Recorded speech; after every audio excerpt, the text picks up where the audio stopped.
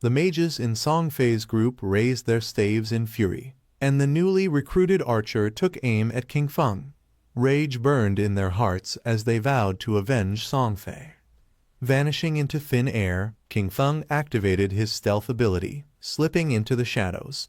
The archer, undeterred, used her eagle eye skill, revealing that Kingfeng's invisibility would not work on her. Her arrow transformed into a ghostly eagle that soared before bursting midair, scattering glowing feathers like shimmering rain. These feathers landed on the party's own assassin, revealing her presence and breaking her stealth. The chubby girl clenched her fists with satisfaction, believing they had exposed Kingfong. She ordered a full-power assault. Without hesitation, Songfay's loyal followers unleashed their strongest spells. A barrage of magical attacks rained down on the revealed figure. In a panic, the real assassin shouted that she wasn't Kingfong, but it was too late. The spells struck her directly, erupting into a massive explosion. Rather than grief, the chubby girl felt contempt. To her, the fallen assassin wasn't a real mage and thus undeserving of Songfay's affection. She considered this divine justice for someone whose loyalty wasn't genuine. She quickly instructed the archer to launch another eagle to track Kingfong. The archer nodded, but before she could act, Kingfong activated his Ghostfire Bell. A pulse of energy radiated out, triggering its soul attack ability, immobilizing all enemies within 100 meters for 3 seconds, with a long cooldown of 521 seconds. Before anyone could move again, Kingfong emerged from the shadows, and with a blindingly fast, instant slash, he tore through the frozen players like a storm, leaving no time to react. Hidden behind a wall, Songfay peeked out in confusion. He couldn't understand why his entire party had fallen so suddenly. Initially, he suspected Shadow, but quickly dismissed the thought if Shadow had struck, he would have revealed himself. Unseen, Kingfong crept up behind Songfay. His cold gaze said it all: Songfay's end was near. Upon hearing Kingfeng's voice, Songfay turned pale, trembling in disbelief. In a panic, he cast a shield spell, forming a radiant barrier around himself. But Kingfong calmly tossed a poison dart. It pierced the shield with ease, striking Songfay in the forehead and sending him screaming to the ground. Songfay's form dissolved into luminous orbs of lifespan. Deactivating stealth, Kingfong observed the scene. He was surprised by the sheer amount of tradable lifespan over 2,000 days. Songfay had been hoarding it. Puzzled, Kingfong noted that none of Songfay's fans had any tradable lifespan remaining. It became clear they had sacrificed everything to empower Songfay. Their fanaticism was terrifying. Hundreds of years' worth of lifespan would now be absorbed by nearby monsters. Back in Firefly Town, Songfay and his fans respawned. Furious, Songfay realized his reserve of tradable lifespan had dropped from over 2,000 to just 500 days. He questioned the archer, frustrated she hadn't detected Kingfong. She explained she had used her skill, but it had only picked up their own teammate. The chubby girl confirmed that the party assassin had some stealth abilities, but didn't know how Kingfong had evaded detection. The archer clarified that her eagle eye could only detect stealth up to level 1. Kingfong's must be higher. Songfay, feeling helpless, muttered that Shadow must have taken the boss out of envy for his unrivaled looks. Now, uncertain and insecure, he feared another attack. His fans, unwavering in devotion, offered to level up elsewhere for safety. Wherever Songfay led, they would follow. Not long after, Kingfong returned to Firefly Town. Finding the area empty, he asked a nearby player if he had seen Songfay. Recognizing Shadow, the man nervously pointed out their direction, even begging Kingfong to kill Songfay and to spare his girlfriend, a hunter named One Flying Treasurecat. Kingfong dryly suggested the man find another girlfriend, suspecting she was the one with detection powers. Re-entering stealth, he vanished again. The man pleaded desperately, but Kingfong knew tracking Songfay blindly would take too long. He muttered that things would be easier if Guixu was around. Just then, as if fate heard him, A woman passed by, and it was Guixu. Surprised, Kingfong dropped stealth and greeted her warmly, asking for her help. She was startled by his sudden appearance. He offered her a golden-grade staff, saying he'd heard her class could track targets across large areas. If she helped him find Songfay, she could have it at a discount. Her eyes lit up, excited by the deal.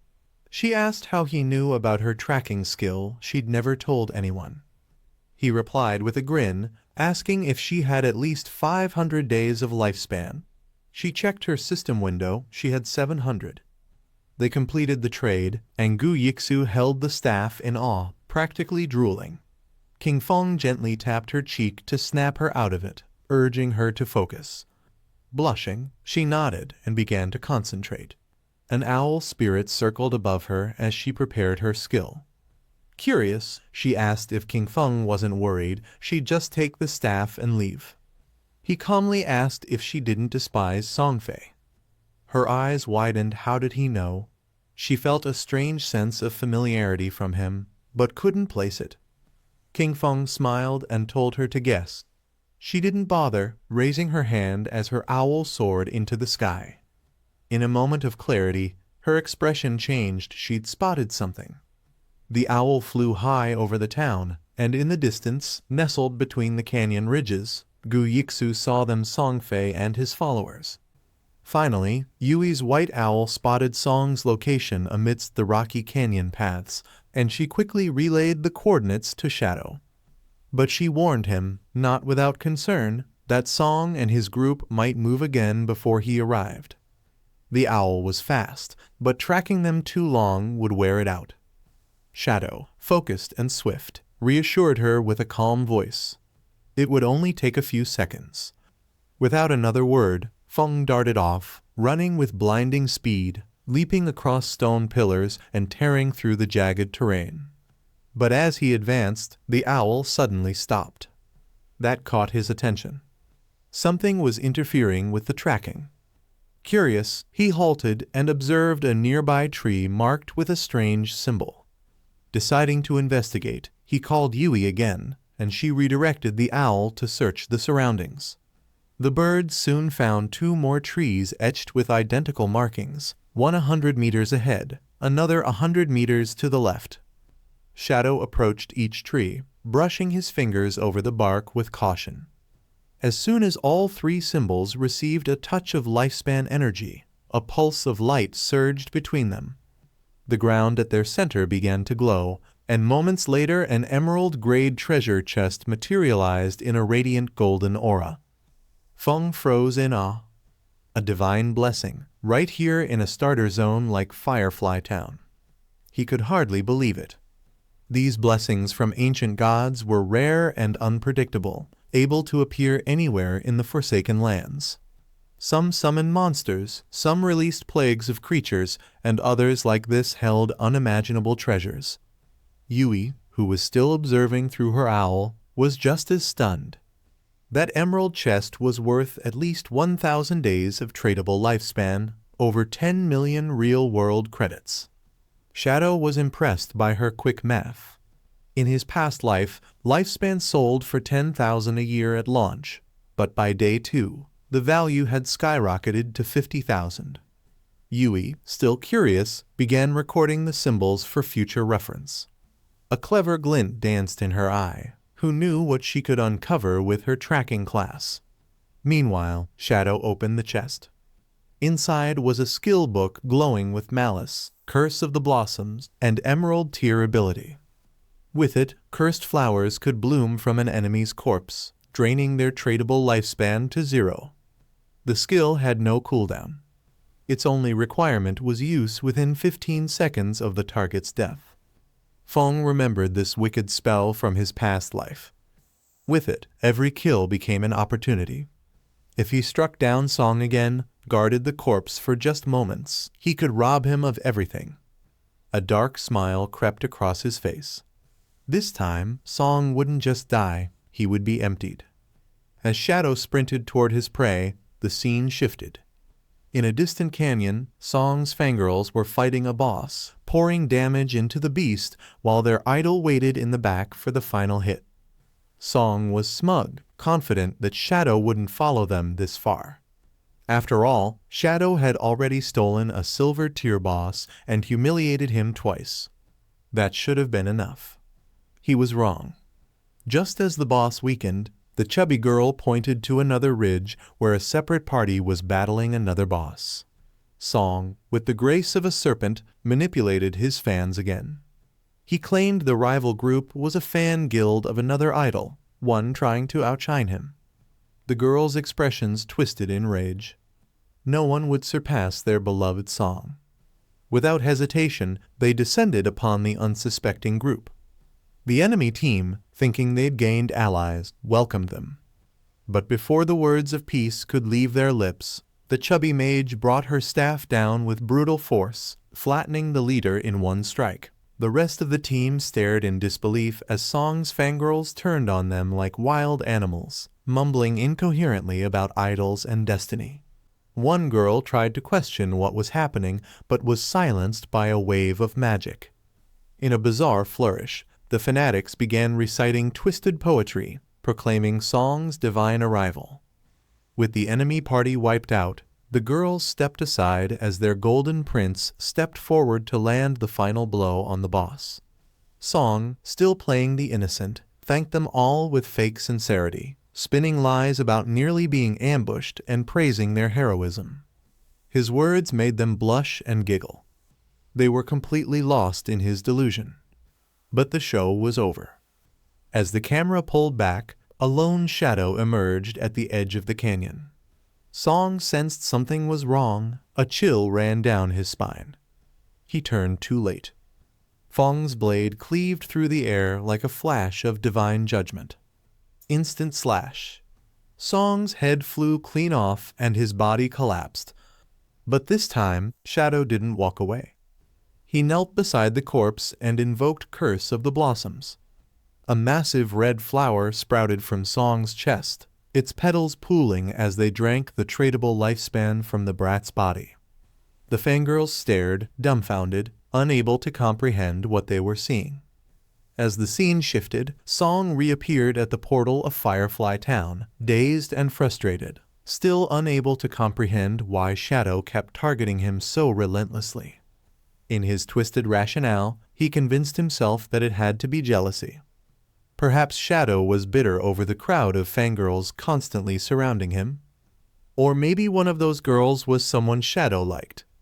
The brat thought the boy's constant visits to Firefly Town were no coincidence, and figured it was all some long-winded ploy for revenge. But while he stood in his overinflated theories, a sudden system notification sliced through his thoughts, warning him that his tradable lifespan was decreasing at a constant rate and had already plummeted drastically in just the few seconds following his latest death. Confusion gave way to panic as Song stared at the notification, unable to understand what was happening, until he speculated it could be some sort of penalty for dying too often. But before he could sort through the mess in his head, the rest of his fan club began arriving at the portal too. The chubby mage among them breathlessly informed Song about what they had seen. A sinister blood-red flower had bloomed over his corpse, clearly leaching something vital from the body. It didn't take long for Song to connect the dots. The cursed flower, the rapidly draining lifespan, it was all the work of Shadow, who had unleashed a new terrifying skill. Realization dawned on him with the weight of a hammer, and the brat snapped, commanding his followers to log off immediately. If they continued dying under Shadow's hand, their tradable lifespan would hit 0, and that meant true death. Still playing the charismatic puppet master, he called them his family, as he told them he'd head into reality to buy more time and later return with gear purchased using accumulated lifespan. The girls, still enchanted by their idol, accepted the idea wholeheartedly, each one dreaming of a triumphant comeback where they would confront Shadow with overwhelming power.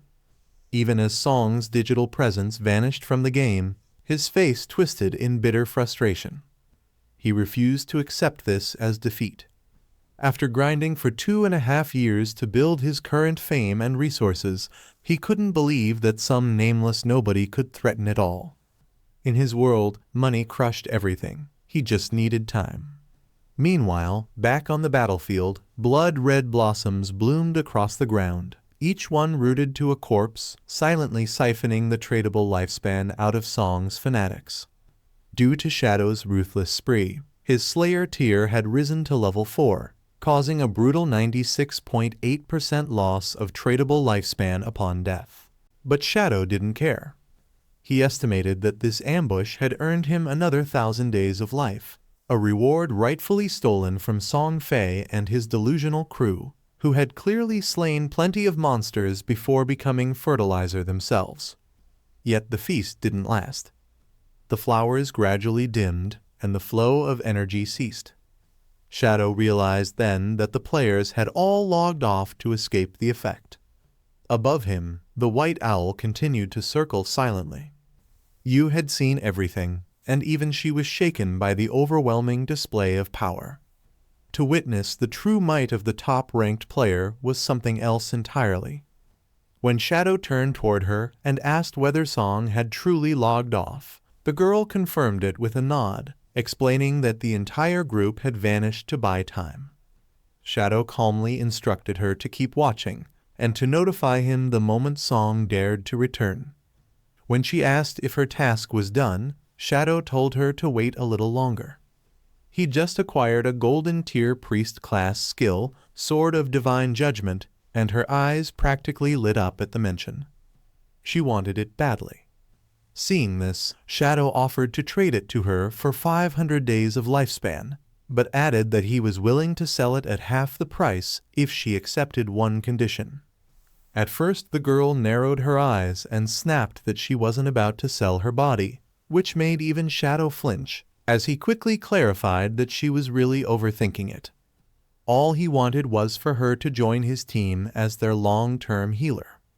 Her expression relaxed, and with a light laugh she agreed almost immediately, though she warned him that if the team turned out to be a bunch of useless idiots, she'd personally blame him.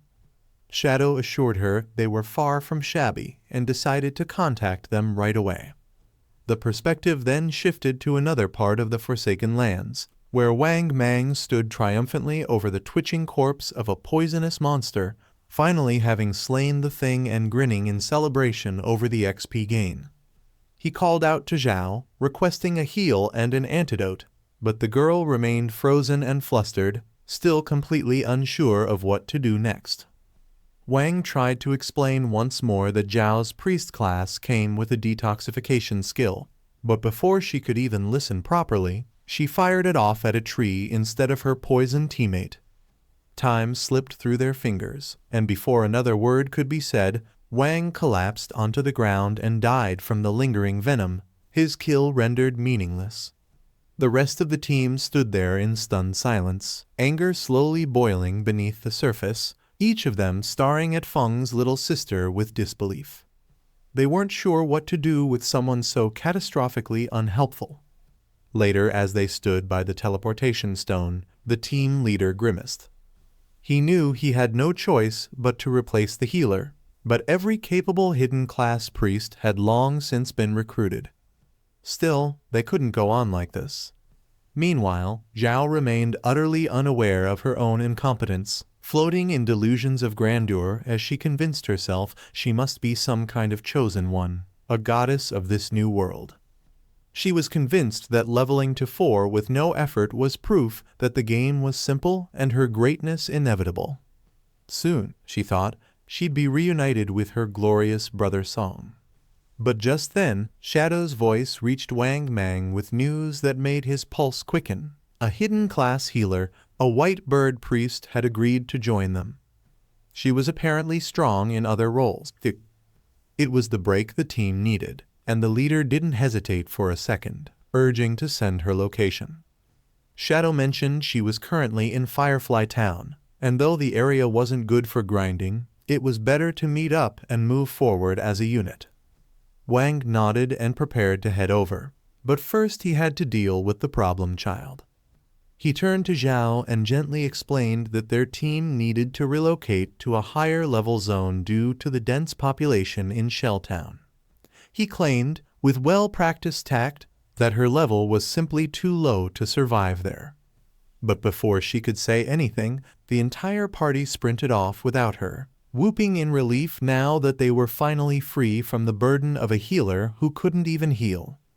Xiao, however, remained unfazed. She believed their departure was a blessing in disguise. Clearly, they were too weak to be worthy of her. Now she would track down Shadow herself and make him carry her forward. In the meantime, Wang Mang arrived at Firefly Town and met with both Shadow and Yu. The moment he spotted them, he handed over the tradable lifespan he'd earned from their recent monster battle, eager to settle his debt and move forward. Even with their progress, he was beginning to realize how tough survival in this game really was. As they discussed their plans, Wang mentioned someone new, a captain named Inyo. The name froze Shadow in place, his mind racing. That name, it couldn't be a coincidence. And just like that, the girl arrived. Waving cheerfully at them, Inyu's presence drew both men's eyes immediately. Shadow couldn't believe what he was seeing. The stunning young woman in front of him was indeed that Inyu, codenamed Justice Execution, the only player in the entire game to wield the hidden class of Dragon Swordsman. In his past life, she had ranked among the global top 20 and had served as one of the key figures behind the official forces of the country. A national pillar, revered and feared in equal measure. And now she was here, early, radiant and blushing as she greeted Shadow with admiration in her eyes. She introduced herself warmly, confessing that she'd always looked up to him, even joking that he might be a time traveler or a reincarnated hero, given the insane pace of his growth. Shadow listened quietly, letting the memories of his previous life fill in the blanks. Back then, he had met her much later under different, darker circumstances. She hadn't been on the same team as Wang, which made this unexpected meeting all the more shocking. She already possessed a significant amount of tradable lifespan, likely accumulated on behalf of the government factions.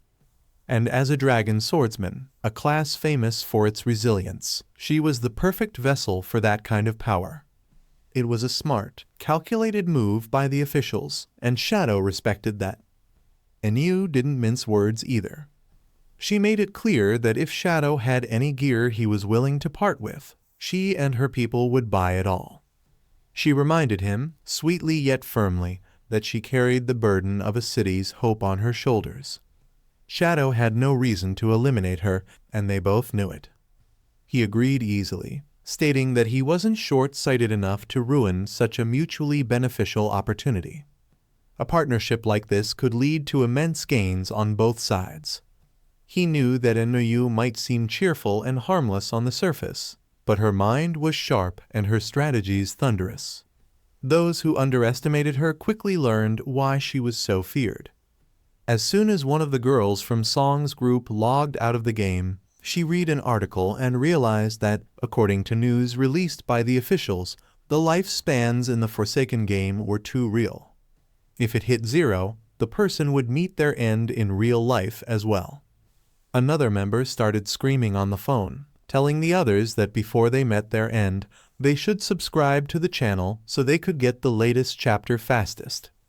She was starting to wonder, were they just playing a game, or had this suddenly become a matter of life and death because she had already given all her tradable lifespan to Song and had nothing left? Another girl started crying, telling her friends that she only had a few years to live. The fourth girl wondered how she had so little lifespan left, and the crying girl explained that because she had taken out quite a few other players for Song, she had earned a killer status. Dying once felt like losing 2 years of her life, which meant that if she died 2 or 3 more times, her lifespan would be over. Everyone realized that they only had a few years left, and if they didn't do something, it would be really dangerous for them. In the game, the chubby girl realized that she was always the tank, charging at the front lines. Because of this, she also got the killer status. But she knew that, in front of stronger opponents, even the blessed mages ended up dead. Now the chubby girl had just a little over 1 day left to live, and as soon as her lifespan hit 0, she would meet her end sooner than the others. She didn't want to believe what she read, even though it came from official sources. But suddenly another notification popped up. As the fatty read everything, she realized that her so-called brother, Song, was buying up lifespan for himself. She thought, maybe that bastard will definitely help me. She wanted to find him as soon as she could. She also wanted to look her best, well, the prettiest she could, so she decided to take off her usual clothes and wear her best outfit to the meeting place. And I kid you not, I don't break character and I'm all for body positivity. But what the ugly hell was this? Anyway, the fatty started running with insane speed, unnatural for someone her size. As the scene shifted, we came to Shadow's house, where his little sister finally woke up and realized that she had returned to reality. Even though it was getting hard to tell, she knew where she was. She immediately checked her phone and saw that the selling of lifespan had already started. She could sell a single day of life for more than 15,000, and with 200 days left, she was technically already a millionaire. But suddenly, she opened the chat from the same group and realized that Shadow had been targeting that bastard, Song, and had already killed him 3 times through assassination. Xiao started crying because she knew that if Song's lifespan ended in the game, he would also die in real life. Even though the sister wasn't the brightest, she had some brains.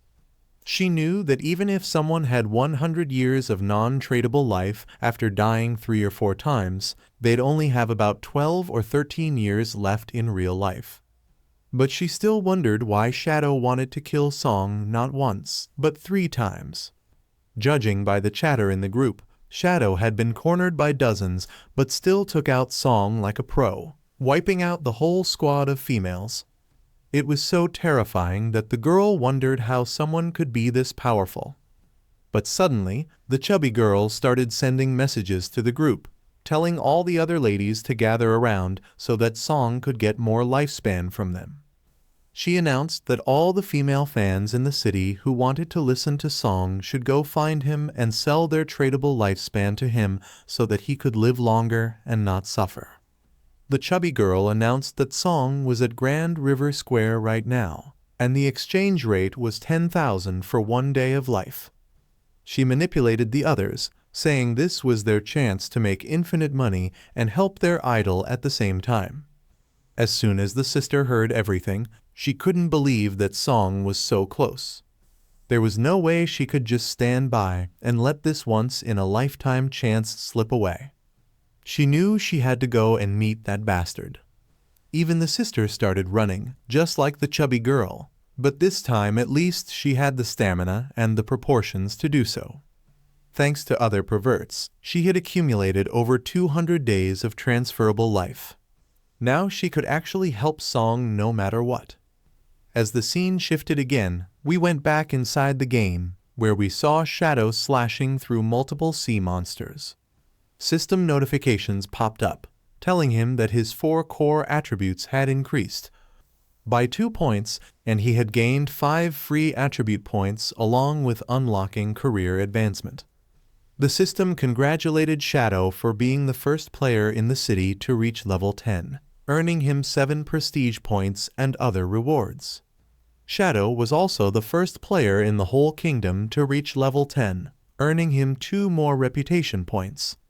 The system told him that once there were 7 level 10 players in the city, a teleportation feature to the abandoned continent of the gods would be unlocked.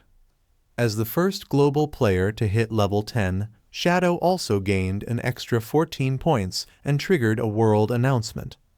As soon as people read the notification, they realized that Shadow was way too overpowered. He had snagged the first achiever's reward and was also the first in the world to hit level 10.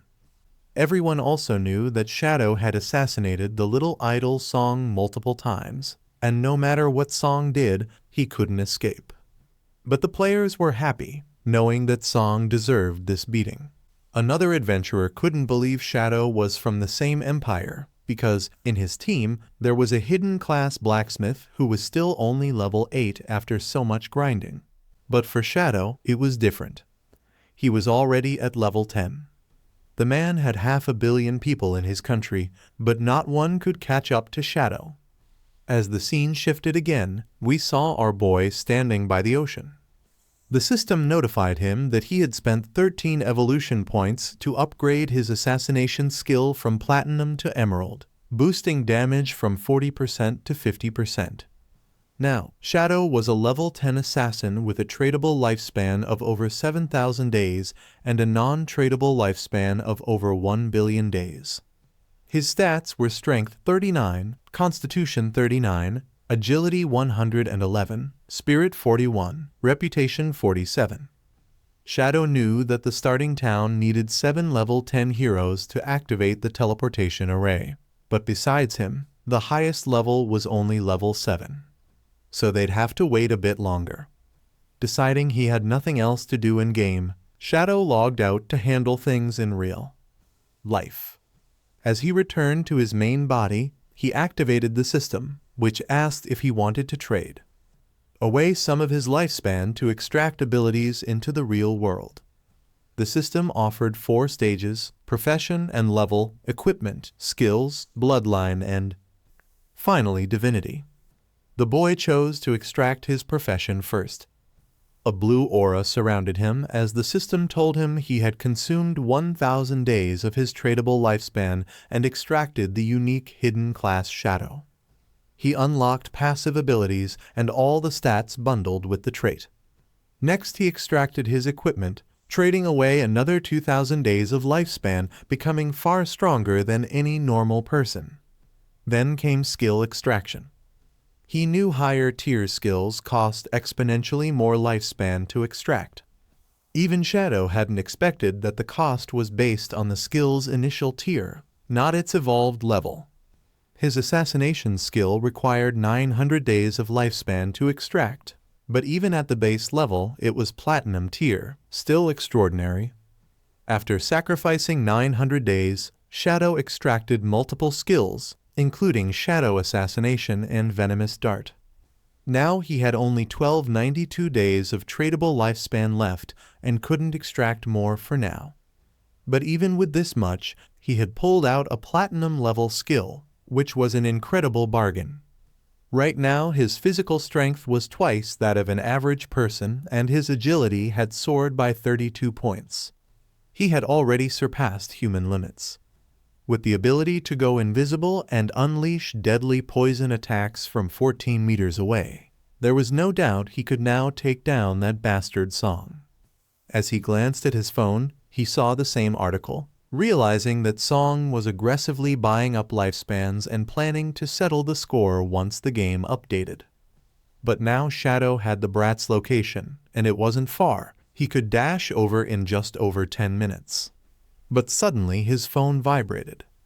It was a message from his little sister, who couldn't believe Shadow was ignoring her. She made everything about herself, demanding an apology. But this time, Shadow was different. He immediately blocked her and threw the phone away, walking off while thinking that soon anyone playing the game would realize what the true game of the Forsaken World really was.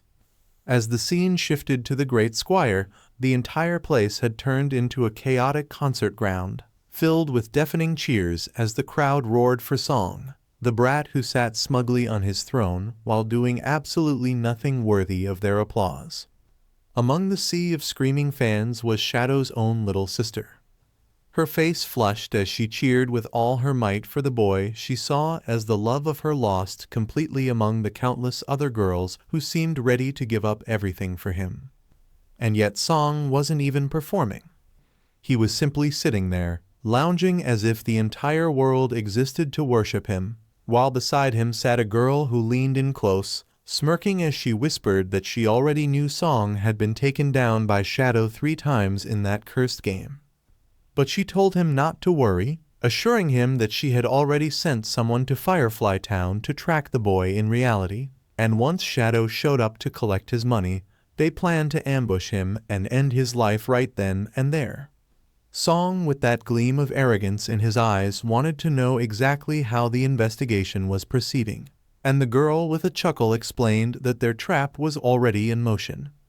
They would catch Shadow, call Song over so he could vent his anger as much as he liked without restraint, and then finish things for good. It only made Song's confidence swell even more, especially when he remembered hearing that the ladies' company had already used similar tactics to manipulate and control countless players, turning them into unpaid slaves, and as he beamed at her, she laughed even harder. She started boasting that all the players who had fallen into her schemes were just fools, struggling in life and easy to exploit, while on Song's side, things were far better because he had an army of women ready to throw away their lives for him. Women so blind that some would even die if he asked. Song sat there, glowing in self-importance, but just as the scene seemed locked in this sick parade of manipulation, a loud shout tore through the noise. Someone from the audience, a lone man, screamed out for everyone to stop recklessly selling their lifespan, warning them that according to the official statement, once their lifespan hit 0, they would die in real life too, something most of them hadn't even bothered to consider. His voice struck like lightning, and he called out Song directly, accusing him of knowing the truth, of buying up the fans' lifespans while fully aware it meant their deaths, branding him a reckless monster who endangered lives without a shred of shame. The crowd wavered, eyes flickering uncertainly, but Song, broken in his arrogance, refused to let the situation slip from his hands. He dismissed the man in his mind as nothing more than another troublemaker and slowly stood up, masking his manipulation behind a new performance. He addressed the girls sweetly, calling them his esteemed friends, and said he had noticed some debates among them, admitting with a carefully crafted sigh that while he was aware his acquisition of lifespans had caused some public stir, he wanted them all to know he felt deep regret and offered his sincerest apologies if he had caused any inconvenience. That single lie was enough to spark an uproar as the girls, now whipped into an emotional frenzy, shouted back that he had done nothing wrong and didn't need to apologize for anything, because they were giving their lifespan away by their own will. Seeing his trap working perfectly, Song pretended to be overwhelmed with gratitude, thanking his fans for their endless support while urging them with mock sincerity that all love should be positive and uplifting. He urged them to have rational minds while still pursuing their idols endlessly, throwing in empty words about mastering oneself and striving for a brighter future in the unique era of the Forsaken Games. His speech flowed smoothly, each word calculated, as he claimed he had been cooperating with authorities and putting his all into beating the game not for his own sake, but to give back to his beloved fans. He painted himself as a selfless hero who wanted everyone to live happily, embracing peace together, and even faked tears as he trembled and told them that if he had unintentionally hurt anyone he was deeply sorry. That was all it took for the crowd to fall even harder. The girls refused to accept his apology, insisting he was too gentle, and claimed they felt like they were ascending to heaven just listening to his trembling voice.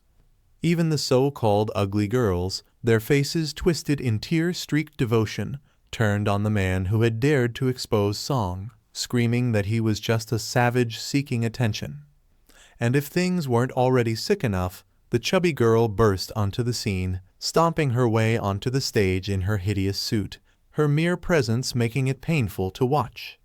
But she didn't care. She bellowed at the girls, asking how they dared to question Song, their one and only idol, and called them fools for believing any chaotic rumors spread by outsiders. She sneered at the official statements that claimed the game's lifespan mechanic affected reality, insisting that if that were true, she would already be dead, since the system had warned her she had less than a day left to live. And here she stood, proudly sacrificing herself for Song. And to her, even if she died in a day, it didn't matter, because her heart was in the right place, and she would never badmouth Song even in her dreams. Her words hit the crowd like a drug, and they cheered again, completely swept away as they declared they were ready to hand over their lifespans without hesitation. Girls shouted their remaining days, some boasting they had 20 days, others only 17, 5, or even 3. But they didn't care and pledged it all to Song, who gritted his teeth in disgust at the sight of the chubby girl, yet still forced himself to smile, and told her that to be loved by someone as amazing as her was truly flattering.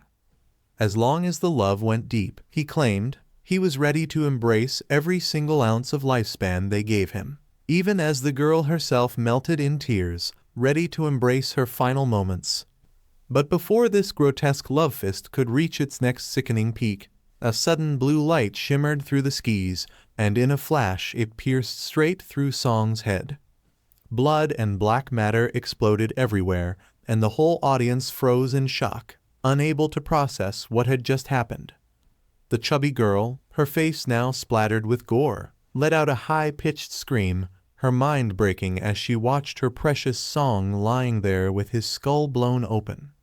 The stadium erupted into chaos as girls screamed and stampeded. Bodyguards scrambled to shield the rich lady, and everyone ran without a second thought.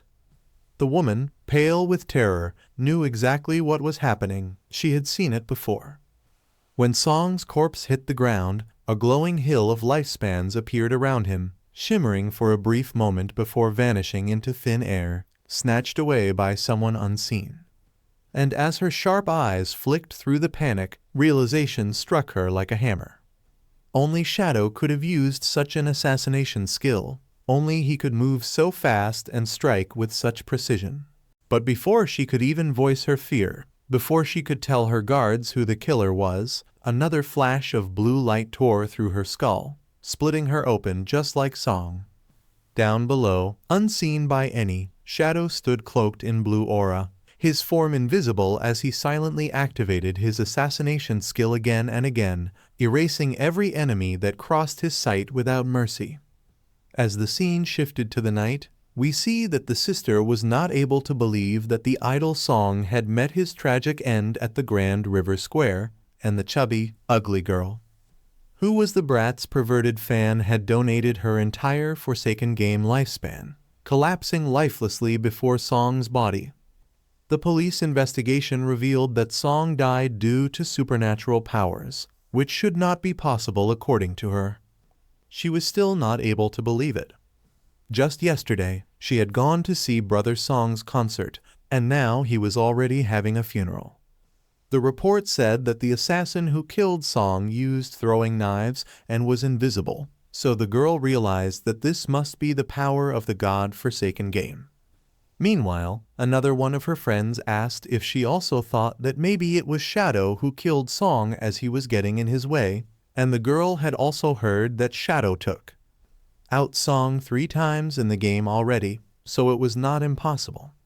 Still, both of them wondered how the powers given to players in-game were possibly manifesting in the real world. Xiao wondered if Shadow really killed Song as he had already taken out several characters in the game. And in real life, the only one who could take down someone as popular as Song was Shadow because of his assassin ability. And the throwing knives and invisibility were the very skills of an assassin, which were their fundamentals. The girl concluded that the killer was Shadow and no one else. We see that as the taxi was taking her home, she decided that since Shadow had found a way to bring game abilities into the real world, she would get close to him and make him fall for her so that she could use our boy, because after all, he was a man himself. The girl was sure that no matter what method she had to use, she would still do it. As the taxi stopped, both Xiao and her friend got out, and a shocking revelation was made that instead of using Shadow, the girl was planning to kill him instead because he had killed her brother Song. The girl was making a really distorted face, and her friend wondered if she was doing okay because she looked really terrifying. On the other hand, as the scene shifted, we see that Fong was inside a restaurant, using chopsticks to eat delicious and soupy noodles. As he was eating, he was thinking that in the Forsaken Game of Gods, players were almost invincible compared to reality, but it was still a bit of a mess that would cause mayhem if it was given to the wrong hands. Still, as the boy was really hungry, he had to munch down some carbs soon, but the phone vibrations were distracting him from the delicious food. It was another female friend of Fong who told him that his boss had been throwing a fit, saying that since he was blocked by Feng's phone and WeChat, he was going to get fired, and his salary for the month would be at stake if he didn't get back to work. Fong remembered that the girl was named Yang, and she had a really nice body and personality, but she was a bit fragile and often got bullied, even in the boy's previous life. She was also a member of the God-Slaying Guild. Fong decided to text her back, telling her not to worry about the boss and to just skip work so they could dive into the God-Forsaken game and level up. Hearing that, the girl wondered if Fong had ever stepped into the God-Forsaken game. She had heard that it was a real nightmare inside, as people were losing their lives at an alarming rate. The boy decided to help the lady, telling her that whatever her profession was at first, she should just stack her points on agility. The girl agreed, asking Fong how much life spend he had, because she knew that inside the God-Forsaken game, life spend was really getting pricey and they could buy valuable goods with it. The girl wanted to know how much he had earned and what he was doing, but Fong decided to lie, telling her that he was almost out of it all. The boy told her that he had bought a house and cars so he could live his life lavishly, and the girl was shocked, saying no wonder he had blocked his previous boss.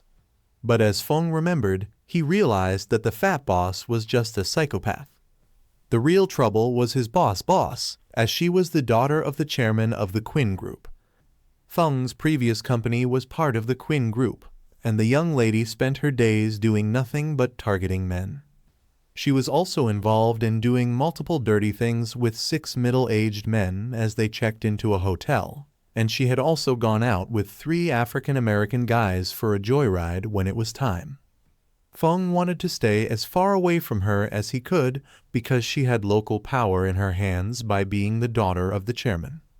Quinn was the kind of person who idolized foreign trends, and not long after the game's mass abandonment, she left the country and headed to North America, founding one of the top 3 guilds in the region, Alice's Wonderland, specifically opposing her own country.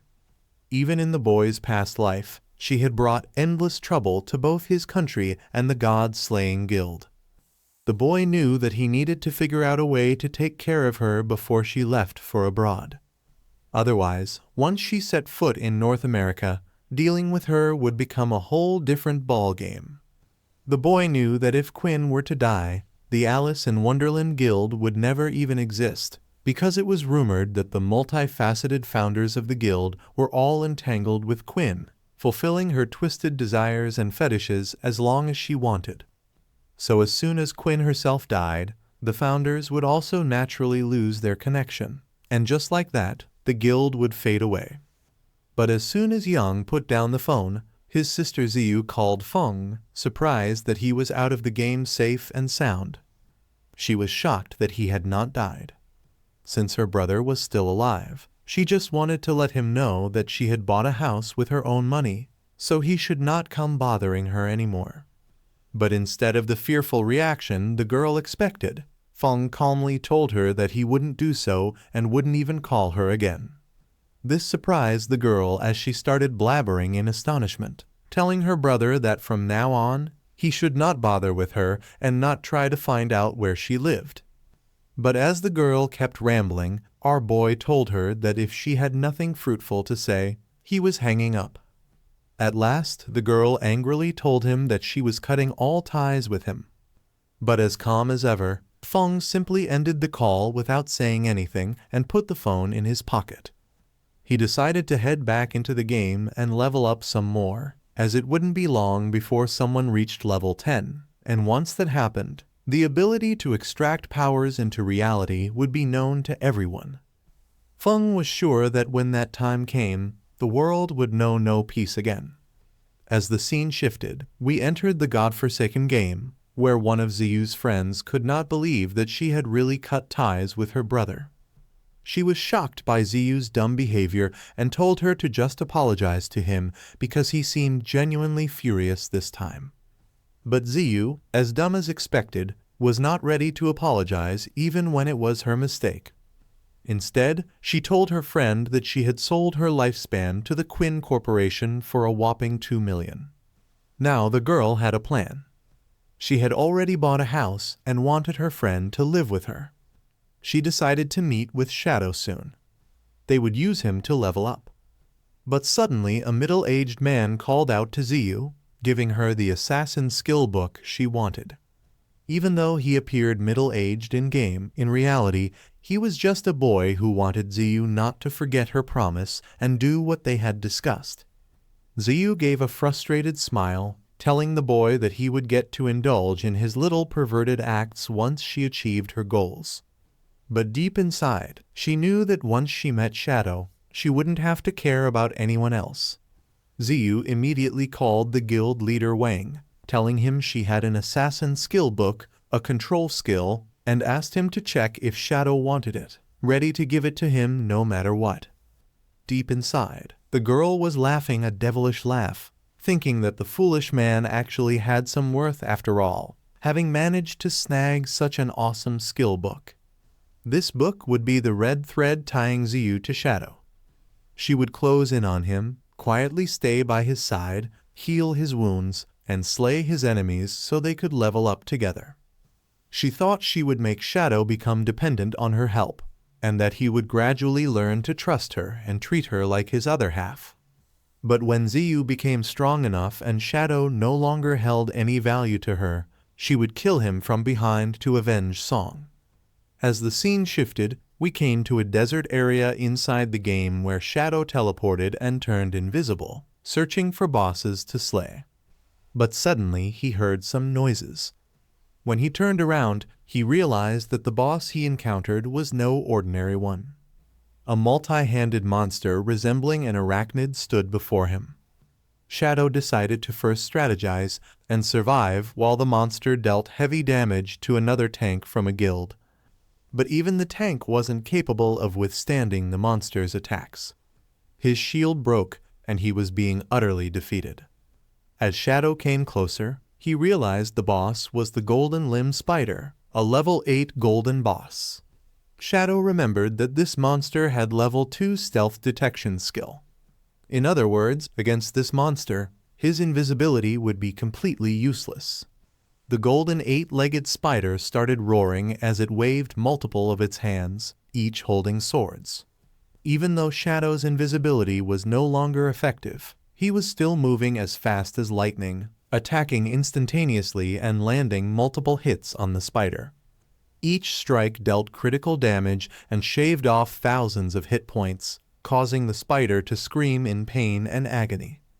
Shadow knew the effect of doubling damage when attacking from outside the target's line of sight was working. And even though the opponent could see through invisibility, making it ineffective, Shadow still dealt significant damage, even if it had dropped a bit. However, the legendary blessing, the effect of liberation, amplified the weakness of the golden limb spider. Its heads and hearts were now almost 200% larger, with bigger critical points and a large surface area to attack. Among the 9 swift strikes of the Shadow's slash, Shadow knew that several would hit the target's weak points, inflicting triple weakness damage. So the blessing directly compensated for the damage lost due to the negated invisibility. The boy immediately remembered the little lamb and thanked her, knowing the skill was truly worthy of being called legendary. She was the one who helped him track down the Temple of Faith, which is how he obtained this special skill. As the scene shifted, we saw that the masked lady was watching the fight from afar, wondering what was going on and how the damage from Shadow's skills was so outrageous. He couldn't believe a single attack had dropped the golden limb to Ragnad's health bar by 2/3. But Shadow wasn't ready to give up. He kept fighting, throwing multiple venomous darts at the spider. Even though they weren't very effective, they still caused some damage. In fact, a critical hit to the spider's head inflicted heavy damage. but to Shadow, it still wasn't enough. He realized he had missed the precision target by just a little. His move was slightly out of sync, and he knew he needed to level up and achieve higher rankings to get a stronger stealth rank, so he wouldn't have to rely on strategy so heavily in critical situations. Now the boy had no choice but to face the eight-legged arachnid head-on, since his invisibility was no longer useful. The girl in the mask began screaming at Shadow, asking if he was crazy for trying to fight such a massive boss monster alone. But the boy refused to back down, unleashing another series of strikes at the spider, making it scream in pain once more. Meanwhile, both Zyro and the masked lady were in awe of Shadow's skills and speed. His reflexes were lightning fast, and he clearly understood the boss's attack patterns like the back of his hand. Even Zyro knew that assassins were fast enough to keep up with any boss in the game, and Shadow was even stronger. What shocked them most was how Shadow could dodge every one of the boss's attacks just in time. Both girls suspected Shadow had fought this boss many times before, and they were right. Shadow had previously fought the golden-limbed spider while traveling with a clueless girl who couldn't even protect herself, let alone heal him. Over time, Shadow refined his skills, realizing that warriors don't just rely on brute strength. Footwork and dodging are mandatory for survival. That's why Shadow had become unbeatable.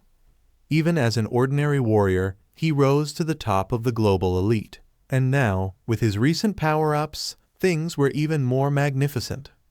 While thinking about all this, Shadow kept attacking the spider boss until finally it collapsed. The boss let out a final roar before falling. Compared to special bosses like the Golden Ghost Ship, which unleashed unavoidable attacks, the golden-limbed arachnid was relatively easy to deal with. But suddenly, the masked girl noticed the boss trying to escape. She wondered what was going to happen next. But Shadow wasn't about to let it get away. He materialized one of his poison darts, ran toward the monster, and sliced off its head in a single stride. A notification popped up. Shadow had slain the golden-limbed arachnid, gaining experience points, 7 evolution points, and 497 days of tradable life. Now it was time to use Greedy Hand, an overpowered skill. Shadow gained 21 extra evolution points and another 497 days of lifespan. He was stunned. The boss had dropped 28 evolution points and nearly 1,000 days of tradable life in one go. He began upgrading his skills, enhancing his shield of protection. The system notified him that the shield's evasion rate was back to normal. Before the assassin class skill was activated, the shield would convert his evasion into a damage-absorbing shield lasting 8 seconds with a 60-second cooldown. The skill required at least level 8. For every 20% evasion skill, Shadow gained 1 layer of immunity. The shield would shatter when the duration ended. Shadow was surprised, but not really. The epic shield of protection granted such powerful effects that he could now create almost 3 layers of damage-absorbing shields at once. He knew this would let him tackle many boss fights without even getting scratched. So he opened his status window and evolved the Shield of Black Light to epic level. He spent 6 evolution points, transforming the shield from platinum to epic. It now lasted 14 seconds, with the conversion rate reduced from 20% to 10%. Shadow now had 7 layers of damage absorption, instead of just 3, making him even more overpowered. With these upgrades, he could now enter high-level areas ahead of time. He still had 22 evolution points left, so he upgraded his poisonous dart skill. The system notified him that the dart's range increased from 40 meters to 70 meters. He spent 16 evolution points to upgrade it from silver to emerald. The dart now dealt 240 base damage with an 80% poison infliction rate. After triple evolution, the dart's damage output had at least doubled. With a 5-second base cooldown, the sustained damage rivaled that of Shadow's slash. The surprises weren't over. Shadow noticed that 2 pieces of assassin gear had dropped. He equipped them immediately. The first was the Ring of Agility, which gave him plus 20 agility, plus 20% movement speed, attack speed, and cooldown speed. The second was a pair of heavy red leather gloves of gold tier, increasing agility by 15, constitution by 12, physical defense by 18, and granting infinite elemental resistance. His health jumped by 588 points. Shadow realized his cooldown speed had skyrocketed to 55%. A skill like Shadow's Slash, which used to take 12 seconds, now only took 7.7 seconds. He had also boosted his constitution by 51 points, physical defense by 106, and health by a massive 1,517 points. Shadow knew he was becoming a broken character. His current stats could tank 3 hits from a golden boss without a scratch. He truly was getting powerful. Soon the girls and the tank arrived, shocked that Shadow had taken down a boss even large guilds couldn't handle so low. The masked girl was so impressed she offered to buy any special skills or gear from him, no matter the cost. Shadow turned to her, pulling out a golden book that shimmered with light. He told her it was a level 7 group skill called Frost Bounce *, which launched ice orbs that bounced up to 10 times. He offered to sell it for only 800 days of tradable life. The girls objected, saying 800 days was outrageous. They'd seen a level 5 golden skill book sold for only 400 days, but Shadow insisted that Frost Bounce was level 7 and dealt 40% more damage than level 5, so it was a steal. The masked lady agreed and bought it. Shadow received a notification that he had sold the skill and gained 800 days of tradable life. He turned invisible and teleported away, realizing there were barely any bosses left that could pose a threat. He decided to return to town and spread the word, offering rewards for the locations of silver and gold tier boss monsters. Shadow knew this would give him a never-ending stream of bosses to slay and skyrocket his growth. Suddenly, a system notification appeared. It was a message from Wang. He said that their former teammate, Xiao, wanted him to meet Shadow and hand over a skill book. Shadow refused immediately, calling the skill trash. He suspected that since most people now believed he was responsible for Song's death, Xiao giving him a skill would look suspicious. Shadow told Wang firmly that it was trash and she should keep it to herself. He wondered whether Xiao was trying to climb up with his help or out for revenge. Maybe both. The girl couldn't believe Shadow had rejected her offer. The scene shifted again. Shadow called Wang, asking him to come to town so he could guide him to the Western Temple. He hinted at a wild and thrilling adventure there. But Wang was serious. He wanted to ask Shadow directly, was he the one who killed Song with his assassin skills? Shadow knew there was no point in hiding anymore. He admitted it. Wang, being his friend, knew that Shadow had been offline during Song's assassination and that no one else could have pulled off such a hit. The motive and timing aligned perfectly, and since Wang had asked, Shadow realized the authorities had probably figured everything out.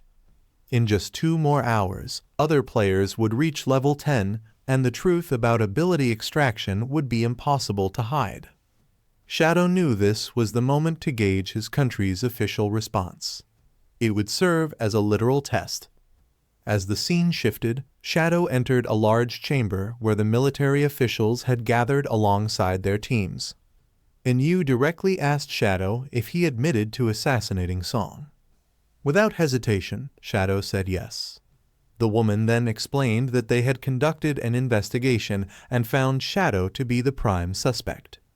Everyone in the room stared at him, yet they all knew the truth. Song and Jang had harbored malicious intentions toward the boy, and Jang Industries had been imprisoning players, abusing them and forcing them into labor. So with both of them dead by Shadow's hand, the act could be justified as self-defense. However, Shadow was well aware that, Because the military had yet to confirm the boy's true identity as Fong, they had decided to continue their alliance with him, for now. In his previous life, Shadow had maintained a clean record while working with the authorities. But this time, things were different. He had already taken out both Songfay and Jang himself, and he was certain this act would cause a major shift in the balance. Still, what he truly wanted was for everyone to witness his rebirth and see how he would shake the entire God-forsaken realm with his discoveries. Opening his inventory, Shadow realized he could now sell the platinum-grade items he no longer needed. Backed by official sources, anyone could now purchase gear and skill books from any profession. The official lifespan allocated to these items was more than sufficient, even for someone like Song.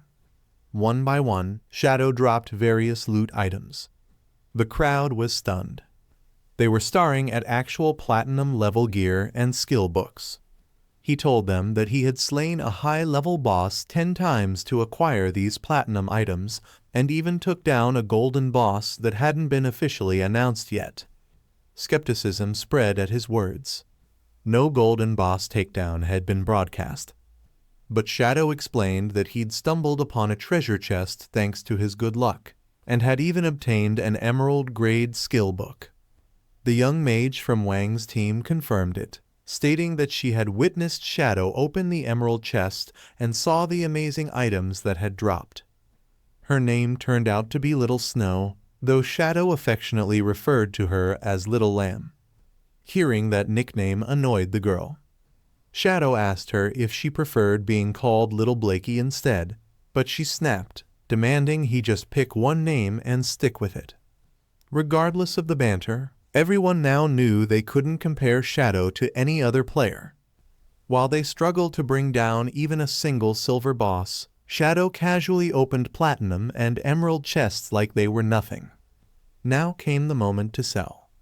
Shadow started with the platinum-grade sharpshooter skill book, offering it for a flat 2,500 days of lifespan. Then came the platinum-grade berserker weapon for 1,500 days and a mage skill book for 3,000. A golden-grade skill book and robust yellow armor were priced at 4,000 days total. That was his final offer. With 25 items remaining, he offered them all at a discount, 16,000 tradable days for the lot. Any who agreed instantly, even when told her not to haggle and just pay the full amount. The deal was sealed.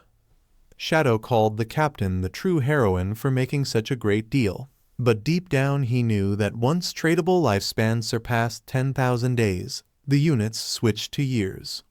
At the current exchange rate, 60 years translating to roughly 22,000 days, that was equivalent to about 400 million in cash. Even for city officials, it was a massive sum, but the benefits far outweighed the cost. With this many gears and skill books, the government's official team could gain a powerful lead in the game. The stronger the government, the fewer future disruptions. It could even give them an edge in global conflicts. Then any who brought up a new issue. Big River Industries had imprisoned several players. They were preparing a rescue mission and wanted to know if Shadow would participate. He figured this might be their attempt to recruit him, maybe even whitewash his record for killing Song. But he had too much on his plate. He declined the mission, though he was willing to share some vital information. Shadow revealed that he had indeed brought his in-game powers into the real world to defeat Song and Jang. As long as the godforsaken game existed, players could grind up to level 10 and then sacrifice their lifespan to extract their abilities into reality. It was exactly what he had done, and he warned them that time was of the essence. They needed to grasp what that meant. The captain understood immediately. If Jang Industries people reached level 10 and unlocked real-world abilities, the rescue mission would face serious complications. Having said his piece, Shadow teleported away from the hall. After he left, the captain told Wang that their squad of 6 high-level players should split up. When united, they destroyed small monsters too quickly, and the damage output was inefficient for XP gain. Splitting up would let each member maximize their personal leveling. Wang agreed, telling the team to hit level 10 at all costs, log out, and report this intel up the government chain. The scene now shifted to the city's main shopping district, where the crowd was stunned. Shadow had set up his shop again. But this time he wasn't selling anything. Instead, he was making a bold declaration. He offered 30 days of lifespan for verified silver boss coordinates and 100 days for golden boss locations. Suddenly, a man approached him, asking if he was still peddling gear. He relayed surprising news. The CEO's daughter from Jang Industries had declared that if Shadow helped her level up, she'd offer him 300 million plus a stake in Jang Industries. The man insisted Shadow would never get such a chance again and should treasure it. But the shocking part was, he hadn't yet heard that Shadow had already killed both Song and the CEO's daughter in real life. As realization dawned, the man's face twisted in disbelief. How could the lady be dead? Yet he knew she had brought it upon herself. When she tried to catch Shadow in real life and force him into her schemes, he had eliminated her on the spot. At first she had offered 10 million to Shadow, asking him to level her up. He'd refused. The man had jumped at the chance instead, seeing the money. But when he tried to collect afterward, 2 men had brutally knocked him out. When he woke up, he found himself imprisoned in a basement he couldn't even identify. Whipped and tormented daily, he was forced to grind in-game to earn lifespan for the industry and lure others in. Now he couldn't believe that the same foolish Shadow he once mocked had brought down that evil woman. In truth, the fool had been him all along. The man tried to claim he had been forced into it, but Shadow saw through the lie. Rather than risk further exposure, the man tried to flee. Just then, 2 others arrived and handed Shadow verified coordinates for a silver boss. He paid them 30 days each. Meanwhile, a different scene played out elsewhere. People were gossiping about the Ace of Spades guild, particularly its leader, a woman who embodied both wealth and beauty. She was the highest-ranking player in the Shin group, and many feared her. She had already taken out multiple players and might now be eyeing their lifespans. She walked flanked by 2 muscular men, casually commenting that the game wasn't that impressive. She had spent a bit of cash to collect powerful gear and skills. Her plan was simple: overpower others and steal their lifespan. Deli D complained that she was supposed to be in North America, but her flight was grounded due to the reveal of this cursed game. She wanted nothing more than to indulge herself with some big D, American fun, stirring up storms of pleasure, but now she was trapped in this noisy metropolis. She viewed her own countrymen with disdain, calling them rats, weak as cockroaches. Turning to the white man beside her, Tony, she praised his countrymen's special abilities. Tony grinned, saying she had a good eye, and that they were superior in more than one department. The woman clearly understood what he meant, already feeling his hand brush her leg. But then she received news: Useless Song was dead. She had once played with him and found him disappointing. But if Shadow had killed him, then Shadow was a force worth knowing. Even though he came from a pesky country, she admitted he might be the best in the world. She resolved to find him, not just to meet him, but because she wanted him to take her down. Not in battle, but in bed. She logged off briefly, assigning someone to track down Shadow's real identity. She planned to offer him 3,000 days of tradable lifespan. He might not care for money, but surely he cared about extending his life. Yet her thoughts briefly wandered to Fong. She could never forget the look on his face when he rejected her. She wanted revenge, and now she hoped Shadow would deliver it. As the scene shifts, we come to a rainy forest, where we see a man who had just killed a zombified monster.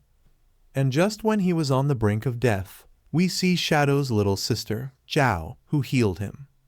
The man wanted her not to push him to the brink like this because he was just a hair's breadth away from meeting his great-grandma after being dead. But instead of listening to the feedback, the girl became even more arrogant, telling the man that he was just acting all fierce now that he was still alive and should be grateful. Even when the man tried to make her understand that he was only reminding her, Xiao was not ready to listen to anything, telling the man that her system had just alerted her that her hunger level had hit 90%, and she was logging off to grab a bite. And so she was taking her friend along too, even though the group was in the middle of a mission and the man still needed the healer's help. Xiao didn't listen and logged out. The man was now really frustrated because he was the boss of these ladies. But just after one glimpse of Shadow and how powerful he was, the sister had started giving him the cold shoulder instead. The man swore that if he ever found the sister alone, he was going to do such things to her that would make her knocked out in bed for a whole day. As the scene shifts again, we see that in the real world it was morning time, and Xiao woke up inside her new apartment, feeling really hungry after not exiting the game for so long. The girl started checking all the food delivery apps and services, but they were all closed and there were no riders who were taking orders or coming to her house to take her to a restaurant, because they had also gone into the Forsaken game instead and were trying to level up.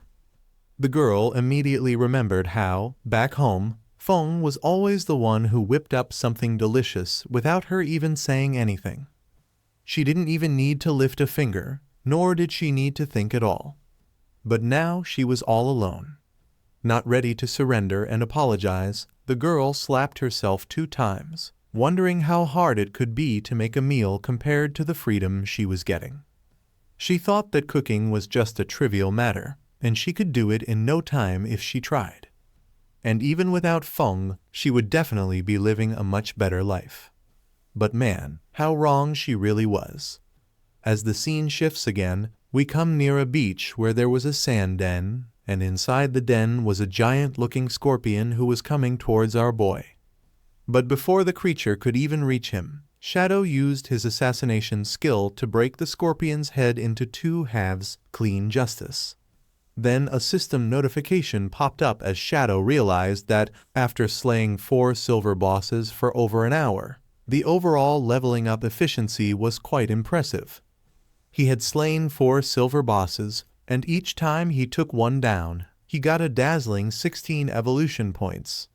On average, each silver level boss could yield an astonishing 3,500 days, and all the gear that Shadow was wearing made it even easier because they were gold tier or better.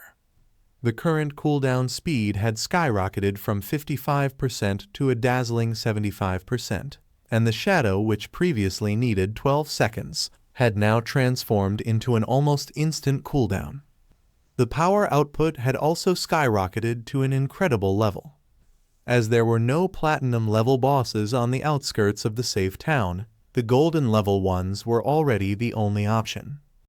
And to soar higher than where Shadow actually was, there was only one path of career advancement. He knew that the platinum tier bosses he would face in the future would each have at least level 2 stealth detection.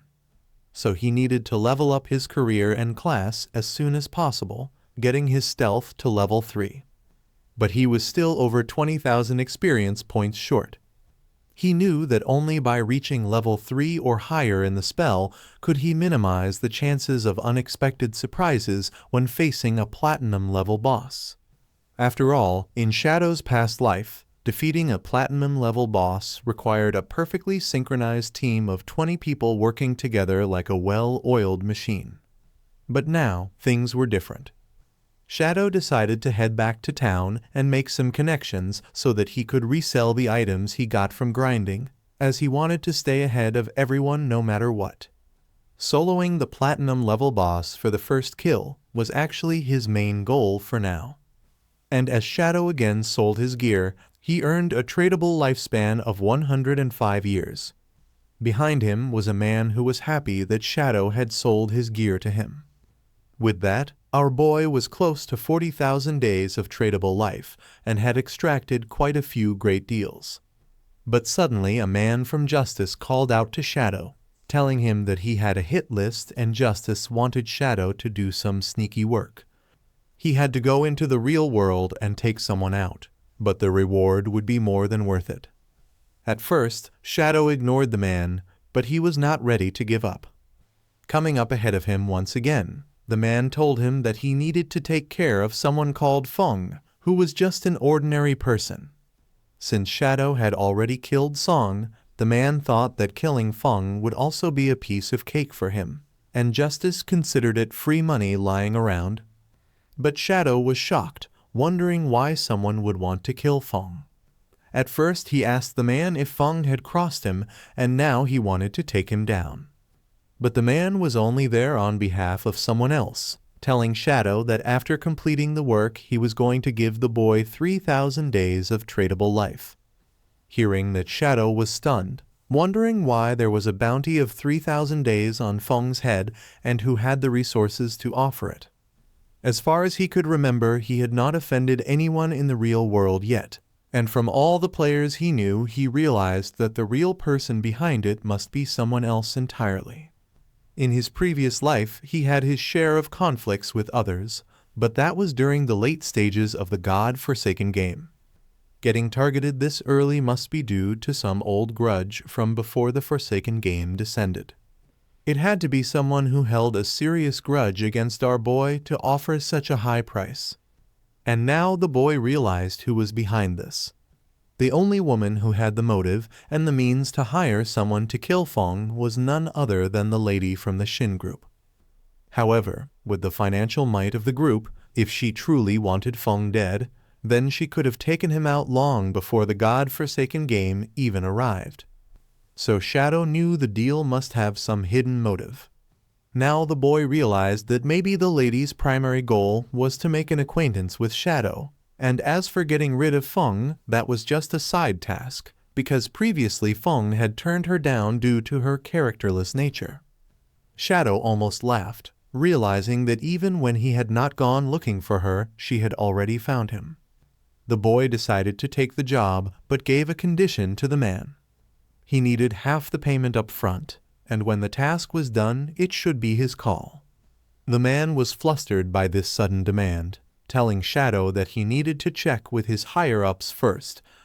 They agreed, and both the man and Shadow completed the trade, with Shadow getting an astounding 1,500 days of tradable life. Meanwhile, Shadow wanted the lady to just wait, because he would be coming for her soon. The man gave the address and details of Fong to the boy himself, telling him that finding the boy would surely be a breeze. Taking that, Shadow started walking away. But suddenly a sweet voice called out to him, calling him Big Brother and asking him to wait for a moment. The voice belonged to a beautiful lady who had the coordinates of a golden boss, wondering if Shadow was still interested in buying it. Shadow still abided by the previous offer, offering 100 days for the boss's location. The lady agreed, wanting Shadow to follow her because it was a bit far to the north of the town, but she was ready to guide our boy there. The boy asked if she knew the name of the boss, and she informed him that the boss was named the Plague Weaver. Shadow immediately realized that if the lady knew the name of the boss, that meant she had dealt with it. On the other hand, the lady wanted to know if Shadow could handle a golden boss on his own or if he needed a healer to tag along, because the boss had area and poison damage. Shadow already knew the Plague Weaver well, and it truly was a golden tier boss, as it had a toxic aura that caused players to continuously lose health every second as long as they stayed inside its deadly range. So to take down the boss, Shadow needed to strike with lightning speed. But for him, right now, it was just a matter of unleashing a few skills. The woman explained that the walls she had mentioned were deeper inside the cave. Her team had already cleared out the smaller monsters, but the boss had proven too difficult for them to handle. That was when she found Shadow. Without wasting time, she turned to lead him into the cave. After walking for some distance, she pointed toward a narrow cliffside and told him the boss was just below. Shadow looked down and saw a large, tree-like creature with dried, brittle branches. Though it resembled a dead husk, it was clearly alive, its body pooling with a slow rhythm, and a faint greenish mist spread outward from it, carrying a poisonous aura. Seeing the creature, Xiao simply nodded and confirmed the agreement. A notification confirmed that he had transferred 100 days of lifespan to the woman. Even as they stood there, Xiao was quietly calculating. The toxins released by the boss would cover a wide area. However, if he activated his Shadow Demon technique and relied on its 75% evasion effect, it would give him enough room to maneuver. But the woman's expression changed. Sweat formed on her brow, and she turned to him, her voice low and strained. She admitted that it had all been a trap. As soon as Shadow engaged the boss, someone was meant to swoop in and finish him off. From what she remembered, the enemy team had level 2 anti-stealth capabilities. Shadow didn't seem fazed and told her it didn't matter, but the woman was visibly uncomfortable. She confessed that the others had forced her to pretend to admire him and get close to uncover his true identity. That was her only role. He listened silently, a faint grin behind the mask. The plan was shallow and poorly thought out, but he didn't interrupt her. She continued, lowering her voice further and placing a finger over her lips to keep anyone from noticing. She revealed that the people behind this were threatening her in real life. She wanted them gone. She wanted to be free. Curious Shadow asked who they were. She answered without hesitation, the team known as Leisurely Clouds. At the sound of that name, Shadow's thoughts flashed back. That was the same group that had once tried to steal the golden ghost ship boss from him, but afterward their leader had sent him a skill book in apology. So they were still around and clearly hadn't learned much. The woman went on, saying that if Shadow had the strength to take down someone like Song, then these people wouldn't be a problem for him either. Their leader's name was Dungfang, and she was placing all her trust in Shadow now. She pleaded with him not to betray her, because if Dongfang wasn't stopped, she would be the one to pay the price. Shadow tried to recall if he remembered anyone named Dongfang, but nothing came to mind. A plan like this, clumsy and amateurish, made him think that the guy must not have lasted long in his past life. Still, he told the woman he was heading in to deal with the boss right away, and he intended to take care of whoever showed up after. He asked the woman to continue playing her part to act just as the others expected. That way they'd come close, and he could handle them all in one go. But the woman remained uneasy. She warned him again. Previously, Dongfang had brought 3 full teams of 18 people to try taking down this same boss. In less than 30 seconds, they were completely wiped out. The poison damage was too intense, and they hadn't even managed to chip off 5% of the boss's health. There was no way to defend against the gas. It spread everywhere. The only real option was to find a way to end the fight quickly or escape entirely. But by now Shadow was already deep in his assassination stance, blending into the shadows and circling for an opening. The tree-like boss began to stir, forming a glowing red sphere at its core. The energy buildup was ominous. Clearly, a high lethality skill was on its way, but Shadow didn't back off. Activating his throat-slitting assassination technique, he launched forward with blinding speed, slashing through the boss's brittle limbs with precise, repeated strikes. His movements were fast enough to leave afterimages, and the damage from the installed techniques racked up quickly. The creature let out a distorted screech as its health plummeted below half in seconds. From above, the woman could barely believe what she was seeing. One swift charge, and Shadow had already taken down 2/3 of the boss's HP. The damage dealt exceeded 80,000 in total. She wondered whether he was even human. Moments later, Shadow struck again.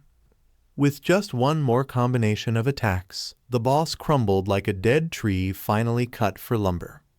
The branches splintered apart, and before the heavier pieces even hit the ground, the fight was already over. Shadow instantly dematerialized and reappeared on the cliff. He knew his striking skill had a cooldown of around 25 seconds, but with a 75% cooldown reduction in effect, it would be ready again in just over 14 seconds. That was more than enough time. He chose to hold back on attacking the main body of the boss for now, preferring instead to let the enemies walk right into their own grave while he waited for his abilities to refresh. Meanwhile, a large group of players was pouring into the cave, their eyes glowing crimson, giving them a sinister presence. The leader ordered them to prepare. They were going in to kill the boss and anyone else they came across, mercilessly wiping out anyone who dared stand in their path. As he neared the lady, she turned around, fully aware that the trap had already been triggered. It was now up to Xiao to act. According to their plan, she had to block the others and make it seem like she was under threat. Whether she could actually hold them off or not remained to be seen.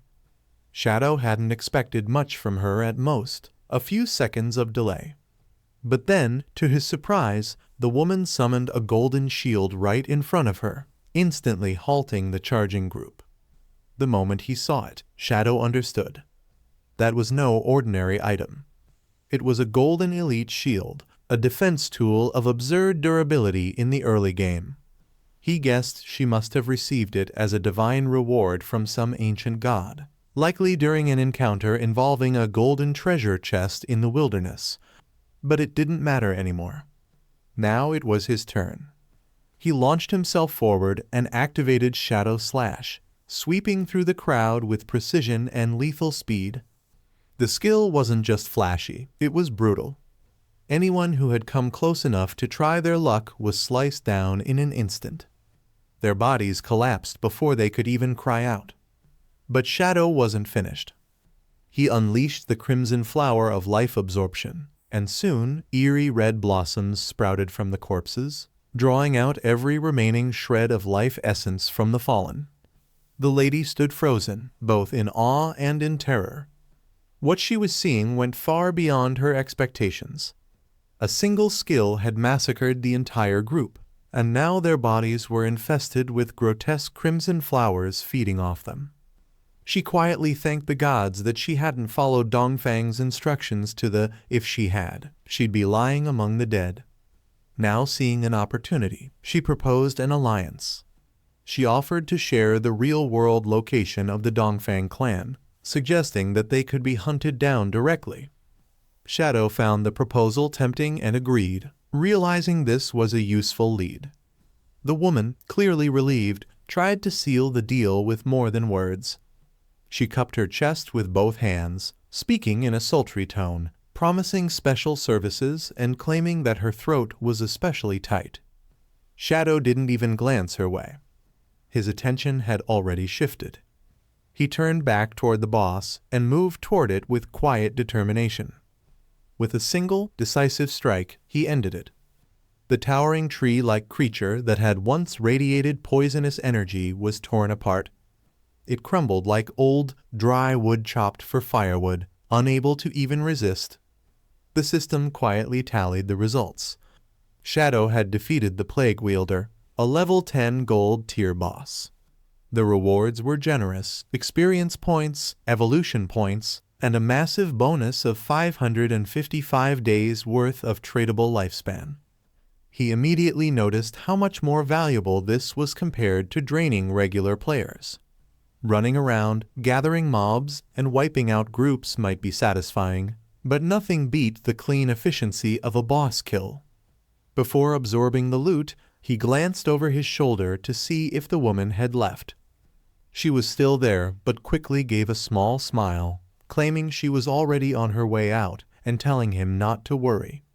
Satisfied that she was gone, Xiao activated Greedy Hand and began collecting everything left behind. Among the spoils, he noticed a skill book, one that caught his interest immediately. It taught a move called Darkest Hour, a platinum-grade assassination skill. The cooldown was meant to be 60 seconds, but with his current bonuses, it was reduced to 34.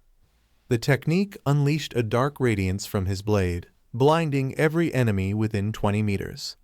The higher a target's mental resistance, the shorter the effect would last, but that didn't bother him.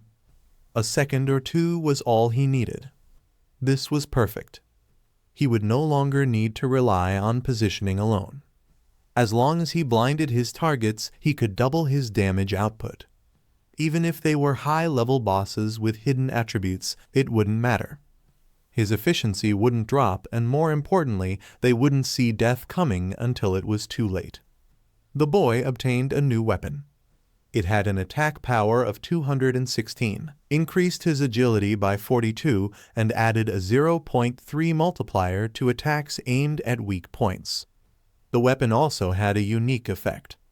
Any attack made while in stealth would be infused with poison that exploded after 3 seconds, dealing 50% of the original attack's damage. Xiao was satisfied with the gain. For him, it was another productive day with good rewards. The evolution points he had accumulated were also progressing well. He estimated that once he reached 98 points, he would be able to evolve his epic grade greedy hand into a legendary one, which would improve his loot collection rate further. He also noticed that he needed just over 10,000 experience points to level up his profession, so he went back to farming mobs. The moment he appeared in the field, the monsters started to flee, but it didn't make much difference. Xiao's stealth skills made it easy to close the distance and eliminate them before they had a chance to get away. From the outside, it looked like the monsters were just falling one after another without any visible cause, but in reality they had no chance to detect or respond to his attacks. After a long session of grinding, he received confirmation that it was time to upgrade his profession. As the system activated, a yellow light surrounded him. His profession level increased to 1, and he received a boost in his stats. His spirit stat rose from 5 to 15, and his profession-related attributes improved as well. His weapon weight and strength increased from 3 to 9, and his agility rose sharply from 8 to 24. He received new skills, including a passive that doubled the duration of his stealth. Another passive increased the level of his stealth skill to level 2, raising its effectiveness further. He retained a profession-specific passive that enabled a special effect. If he attacked an enemy without being seen, the strike would be classified as a phantom strike. The damage, which was previously doubled, was now increased to triple the normal amount. He also realized that reaching the first level of his hidden profession had multiplied his basic attributes by 3. Additionally, he was now able to activate stealth again while already in stealth, meaning he could theoretically remain invisible indefinitely as long as he managed his cooldowns properly. The bonus damage from attacking enemies who couldn't see him had increased as well, from double to triple. Xiao recognized how strong he had become at just the first tier of advancement. His hidden class clearly had a high growth ceiling. As he reviewed his progress, a system-wide announcement appeared, stating that 7 players from the city region had already reached level 10. As a result, a teleportation portal to the abandoned land of the Divine would open in 10 minutes, and eligible players were advised to prepare for the journey. He found it surprising that even at 8:30 p.m., several players were still active and had already reached the threshold. His name was at the top of the rankings, but he noticed that the second spot was taken by a player named Rose, followed by Xiao, Dolly Wang, and Yu. All of them were names he was familiar with. In his previous life, foreign players had dominated the rankings during this stage of the game, but this time things had changed. Because he had sold so many skill books and gear early on, many domestic players had progressed faster, and now they were occupying top positions on the leaderboard. He understood that altering too much could shift the balance of the game and affect how events played out. He had already influenced things more than he intended. Meanwhile, in the real world, a group of officers apprehended a man and handcuffed him. One of them reported to a superior that the key members of the industrial crime syndicate had been arrested. However, 3 key figures were still inside the game and had not logged out. Since their bodies were unresponsive in the real world, the authorities were unable to detain them physically. The officer asked for further instructions, but the superior told him to report the situation to NU and let her find a way to force the suspects to log in or return from the game. The police had already developed effective ways to catch people playing the game. No matter how strong they were in-game, they still had to return to their real bodies eventually. Hunger, fatigue, and basic needs made it necessary. Once the suspects logged out to eat or rest, they would be apprehended immediately. Even criminals couldn't avoid that. This time, the process had gone unusually smoothly. The police were aware that it was largely due to Xiao. He had provided them with information about Great River Industries and tipped them off about the possibility of extracting in-game abilities into reality. The senior officer understood that if they had delayed the arrest any longer, the syndicate leader Jang would have likely reached level 10. At that point, the extraction of game powers into the real world would have been completed and any attempt at capture would have led to violent confrontation. Thanks to Shadow's timely information and actions, that scenario had been avoided. Their country, unlike several others, had been spared from the chaos that had already claimed thousands of lives elsewhere. The police had even sent their own personnel into the game. These operatives were pursuing the Earth God, following a line of epic-level quests that would help them steadily climb toward level 10. Much of their early progress had been made possible by the gear and skill books that Shadow had provided. The senior officer made a mental note that Shadow was no longer just a skilled player. He was a valuable national asset. They would need to find a way to bring him under their long-term strategic umbrella. Back in the game, the female player who had been watching Shadow was still focused on him, complimenting him and saying he was like a hero who eliminated danger for the people. Her tone was flirtatious, admiring. Shadow, still hidden in stealth, responded offhandedly, asking what had her acting so enthusiastic.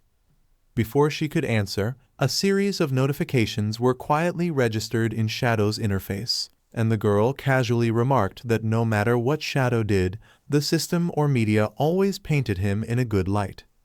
That confirmed to him that the authorities were deliberately managing his public image, likely to make future cooperation smoother and less controversial. He opened a private channel to contact the police, who asked him whether he had discovered Dungfang's real location.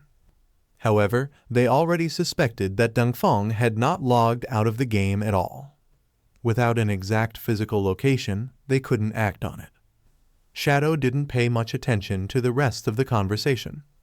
For him, the focus was now on reaching the forsaken land of the divine. He noticed several players already queuing at the teleportation circle located in the town. However, the teleportation circle on the mainland side remained unused. He made his way toward it.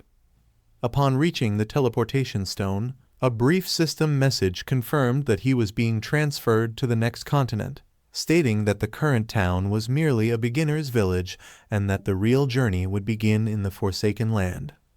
As Shadow passed through the portal, nothing could be seen. No figure, no sound, just the brief shimmer of activation. A few nearby players who had stealth detection skills were confused. Some had level 2 detection and were baffled by their inability to see anything. One of the players tried to guess what had happened, but a girl nearby commented flatly that it simply meant Shadow's stealth level had exceeded the detection threshold and was now beyond level 2. On the other side, Shadow arrived at the Forsaken Realm of the Gods. As he had expected, the layout was identical to what he remembered from his previous life. The ruins he stood in mirrored the structure of his real-world city. It was the same for every player when they arrived at the Forsaken Land. They found themselves in the ruins of their own cities. No one had ever figured out why the game worked that way, but the design was consistent. He didn't have time to think about it further. From a distance, he noticed 2 glowing crimson eyes staring at him. A moment later, a grotesque creature emerged from the shadows and lunged forward. It had several eyes and rough stones embedded across its back. Shadow quickly activated his invisibility and evasion skills, slipping away from the creature's attack. Now it was his turn. With a clean movement, he triggered an instant shadow slash, cutting through the monster with a critical strike. It was identified as an Earthshaker, a level 11 common monster. The creature collapsed and Shadow received the expected experience boost. From there, he continued his progress through the ruins, moving swiftly and quietly. Each group of monsters he encountered was dispatched with precision, stealth, strike, vanish, repeat. He understood that in this third realm there were no safe towns or checkpoints. Monsters hid in every corner, ready to ambush any careless player. However, he also knew of a sanctuary hidden deep within the ruins. If he could reach it, he could use it as a foothold and begin to establish dominance in the region. Among the rivers and broken buildings, the most secure refuge lay in the northwest, an old stronghold that once belonged to the sanctuary of the Gods Guild from his previous life. In the forsaken land abandoned by the divine, yet another party of players arrived. It was Wang Mang's team. Little Black glanced around, visibly puzzled, while Wang Mang himself couldn't shake the feeling that this ruined place resembled a modern-day city in decay. To their surprise, the layout was deeply familiar. Pointing toward a distant set of towers, Little Black asked if this wasn't once the city of Zhongnan, now reduced to rubble. Guixu affirmed her suspicion, confirming that it truly was Zhongnan City, though back then, its towers had still been intact. Little Black's eyes wandered over the crumbling skyline. She had overheard someone claim they'd seen Shadow teleport into this area, and now she was restlessly searching for him. Guixu stopped her and warned her to calm down. He might be in stealth, invisible to the naked eye. Suddenly, the earth cracked open and two Earthshaker beasts burst from the ground. Wang Mang instantly drew his shield and alerted the squad they were under monster assault. Guixu immediately invoked her ability, Elven Blessing, casting its buff onto Wang Mang. The beasts lunged swiftly, but Wang Mang held his ground, his shield absorbing the brunt of the attack thanks to the magical reinforcement. Guixu warned him these monsters hit harder than the silver-ranked bosses near the starting zones. The team's archer quickly activated Binding Shot and loosed an arrow at the enemies. In a flash, glowing threads of energy wrapped around the monsters, pinning them in place. Grinning, the archer noted that these enemies were susceptible to control effects. He'd keep them locked down while pouring in full damage. Little Black raised her staff high, chanting an incantation, and unleashed a pair of prophetic fireballs. Twin infernos struck the monsters squarely, burning them down. As their forms collapsed, they dissolved into radiant lifespan energy. Wang Mang turned to Xiao and requested she dispatch her owl to scout the terrain from above. She nodded, and her feathered companion took flight, circling overhead. Moments later, she reported grim news: hostile creatures were scattered all over the map. The battle they'd just fought had already drawn in more beasts headed in their direction. No safe zone was in sight. She looked to the captain, seeking orders. Wang Mang felt a chill run through him. There wasn't a single haven nearby. The archer grew frantic, asking what sort of cursed continent this was and how it had suddenly transformed into a survival scenario. Little Black urged Xiao to locate Shadow. She insisted he couldn't be too far. He'd arrived roughly 10 minutes earlier, and assured them that if they found him, they'd be safe. Xiao scanned the area, initially seeing no trace of human life. But soon her gaze settled on a dense cluster of glowing lights in the northwest, loot glimmering like stars. She quickly deduced it had to be Shadow's handiwork. Likely his inventory was full, which is why the spoils were still lying there. More monsters erupted from the soil and rushed them. Yu broke into a sprint, calling out to the others to move fast. Since Shadow had already cleared that region, it would be their best chance at safety. They simply needed to follow the trail of dropped loot. The captain barked orders: stay alert, hold formation, and don't fall behind.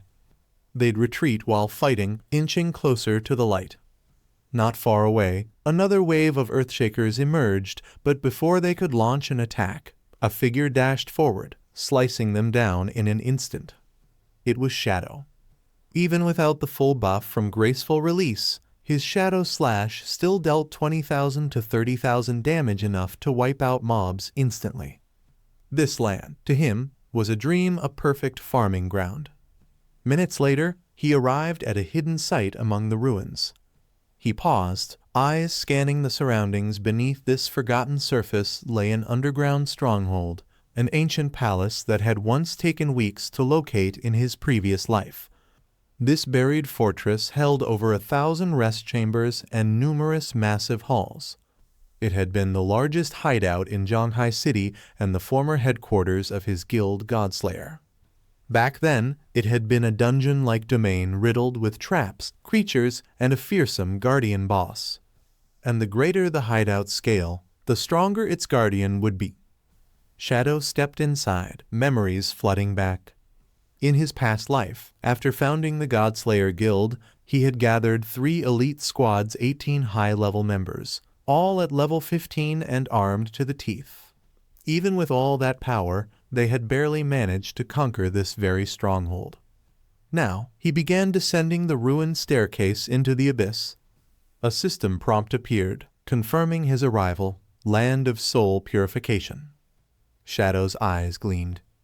He knew he could clear it alone. And another alert followed: defeat the regional guardian, and ownership of this land would be granted. Elsewhere in the fortress, the monsters zeroed in on King Fong, lunging straight for him. But Fong remained composed, calmly drawing his dagger. Facing a level 12 gold tier elemental spirit, he activated Darkest Hour, followed by Shadow Flash Slash, instantly eviscerating his enemies.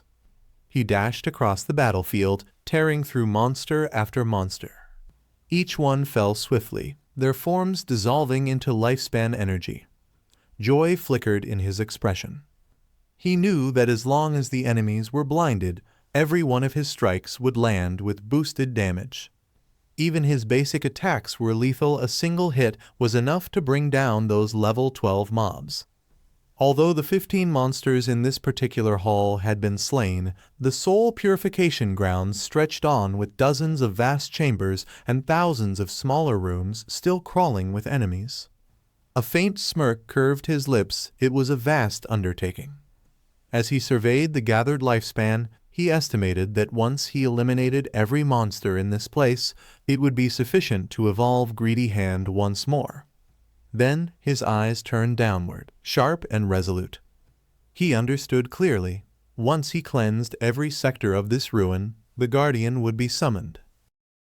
While players from various regions began entering the realm known as the Land Abandoned by the Gods, they, like Feng's group, were left speechless. The environment seemed eerily recognizable, and the more they observed, the more unsettling the realization became.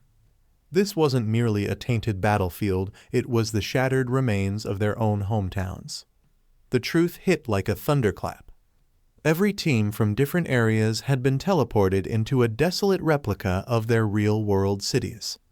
And it wasn't just a passing similarity, it mirrored each alley, landmark, and stretch of terrain with frightening accuracy. But there was no time to stand frozen in disbelief. Creatures roamed relentlessly, attacking without warning. The only options were to flee or stand, and fight most chose to run.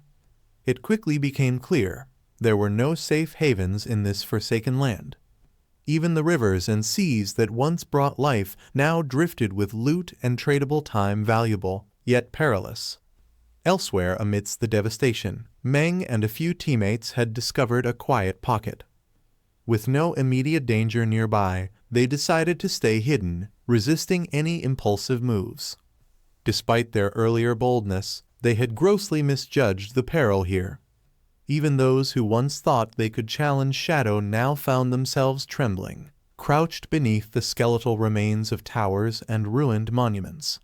Meng flushed with discomfort when Anu remarked that their current pose lacked valor, but considering the chaos, it was a fair observation. One of the spellcasters voiced the obvious: they needed a base of operations. With creatures patrolling non-stop and nowhere truly safe, wandering aimlessly was suicidal. A defensible location was critical, or they'd be picked off before making progress. A girl in the squad voiced an alarming thought: if they were killed here, where would they respawn? Nobody could answer. The silence that followed said enough. She proposed that they hold off on risky combat until all 6 of them hit level 10. Only then could they face the real threats ahead. The captain weighed her words and nodded. They would proceed with caution, no foolish fights, no glory chasing. For now, their mission was simple: survive and level up. Just then, something glimmered in the distance, catching the eye of the group's treasure hunter. Her eyes lit up, excited by the potential value. Meanwhile, the owl from their recon squad was still circling overhead, tracing the path of loot and movement. But suddenly, the trail ended abruptly. The items stopped mid-route, as if the one collecting them had simply vanished. The treasure hunter almost salivated at the gold and gear scattered there, but Meng quickly cautioned her. He warned it could be shadows doing possibly bait. Taking the loot without care could stir up conflict. The items were valuable, but diplomacy came first. He'd rather speak to Shadow before making assumptions. Elsewhere, Shadow was already on the move. He had been grinding tirelessly, cutting down every foe in sight. One by one, he had cleared the underground palace's vast chambers. Altogether, he had conquered over 40 major halls and thousands of minor rooms. His kill count was immense. Over 400 basic enemies, 4 bronze-ranked bosses, and 2 silver-tier bosses had already fallen by his blades. In the process, he had accumulated more than 80,000 evening slave monsters as loot. His experience bar surged, and his evolution points hit 205. He needed just 5 more to evolve his greedy hand skill. At this rate, it wouldn't take long. Then his communicator buzzed. Mang had reached out, mentioning the scattered loot Shadow left behind. He asked whether Shadow would consider a trade gear for lifespan, a resource fast becoming the game's premium currency. Shadow arched an eyebrow, realizing Meng's squad had also made it into the Forsaken Land. He didn't respond right away. Something more pressing required his attention. But he saved the coordinates Meng provided. He would follow up soon, because something massive was about to occur. Shadow had slain so many creatures that he knew what was coming. The Guardian was on the brink of spawning. The underground structure began to resonate with unnatural energy. A crackling blue aura gathered at the palace's center. Then a system alert appeared before his eyes. You have initiated the appearance of the Platinum rank Guardian of the Pure Soul Realm. Soul Keeper Faisal level 15. Shadow's eyes narrowed. This wasn't an ordinary opponent. The creatures in the ruins were already powerful, but this boss was a class of its own. Even in his past life, Faisal had been one of the game's fiercest regional bosses, a guardian in every sense of the word. He remembered vividly how Faisal's 750,000 GP was spread across 3 grueling phases. The boss specialized in lightning, and his burst damage could erase even the sturdiest warriors in golden gear. Now Shadow faced him alone. But Shadow wasn't the same person anymore. He wasn't some reckless frontline fighter. He was an elite assassin, a lone mercenary who'd clawed his way to the top. And this time, he didn't even fear that deadly lightning skill. He could simply activate his Shadow Slash and phase through it like a wraith. Without a second thought, Shadow triggered an assassination skill, closing the distance in a flash. A brutal slash tore across the boss's body, instantly carving away a sizable chunk of HP. The elemental shrieked in fury, hurling a lightning-forged spear to obliterate him. But Shadow was ready. He knew the danger. If just one bolt hit, he'd be fried. Platinum tier bosses had built-in targeting precision far superior to standard monsters. Fortunately, Shadow's evasion stats were absurd. With a 75% dodge rate boosted by Shadow evasion, most enemies couldn't land a hit. Even enemies at his level had only a 25% hit chance. But Soul Reapers were a different breed. They had nearly 50% accuracy, half of their strikes would connect. Still, Shadow wasn't phased. He relied on his speed. With an agility score of 182, his sprinting speed was unmatched 40 meters per second. By staying alert and tracking every bolt, he could outmaneuver even the deadliest attacks. In his past life, it had taken an entire guild and sheer luck to defeat Faisal. This time, he needed neither. No backup, no hesitation. He would end it alone. Each skill he unleashed sliced deeper into Faisal's health. Blessed Liberation, Throat Cut, Shadow Slash, and Poison Blade stacked together, shredding HP rapidly. He had already dropped 250,000 points when the boss shifted into Phase 2. The Guardian roared, transforming into a storm of lightning. He became invulnerable. Shadow knew this cue. 3 lightning orbs appeared overhead, each had to be destroyed or the boss would go berserk. In his last life, a delay in this very phase had caused a total party wipe. His sister had panicked and refused to play. Ironically, when she quit, they finally defeated the boss with ease. This time, there were no such problems. Shadow locked onto the orbs, throwing 3 poison darts in succession. Each one hit its target, disrupting the lightning current. As they shattered, the boss's health dropped again. The final transformation began. The field itself morphed, lightning rained from every direction. Phase 3. Back then, players only survived by wearing full sets of resistance gear and relying on 4 priests for healing and barriers. But Shadow needed none of that now. He was too strong. He activated Dark Shield, surrounding himself in a protective energy field. Lightning cracked above and below, but the barrier held. Then he leapt skyward, maxing out every mobility skill he had. It was time for a final aerial onslaught. Upon witnessing the relentless lightning striking the ground, Kingfong knew he had to shift tactics. Taking to the air, he activated Graceful Release and summoned the Black Light Shield. His eyes gleamed with resolve. In a flash, he unleashed Shadow Slash, moving with lethal speed and precision.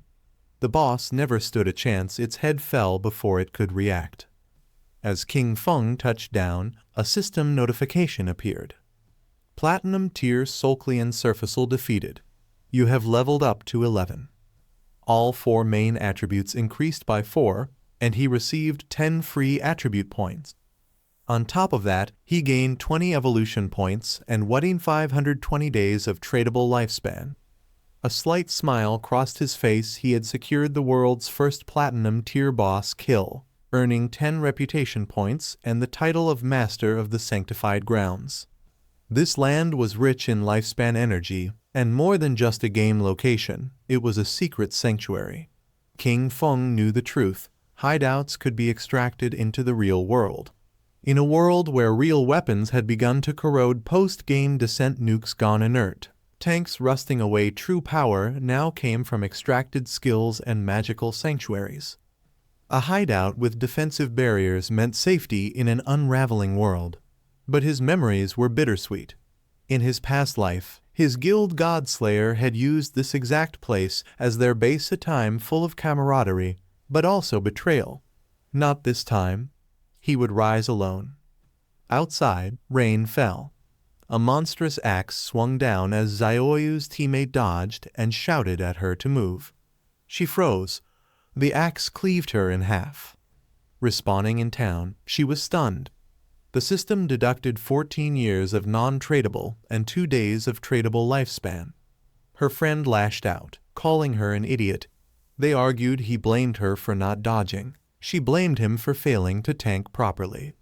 The team broke apart. Moments later, the friend too was killed and respawned. In shock, she proposed farming weaker monsters to survive. Then came the global alert.